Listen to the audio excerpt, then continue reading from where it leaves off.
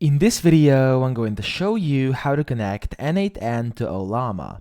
So this is actually very easy. The first thing you want to do is click on Add First Step in N8N.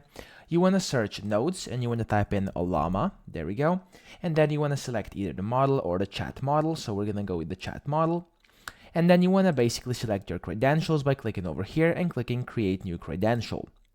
Now, once you've created a new credential, what you have to do is you want to put in the base URL. And if you click on Open Docs, then over here you'll see what the prerequisites are. So you want to have created and run an Ollama instance with one user. So you can click over here. It will take you to their website over here, and you can download your Ollama to your computer essentially. So it can be either Mac OS, Linux, or Windows. As you can see, I have it running over here in the background right now.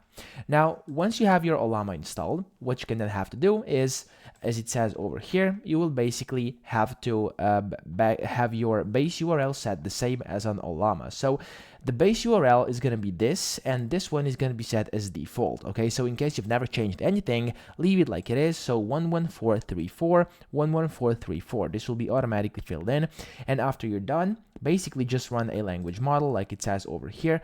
What you have to do is basically you just have to create and run one of the Ollama instances inside your user, and once you do that, you want to click on Save up here, and it will say credential successfully created in test project.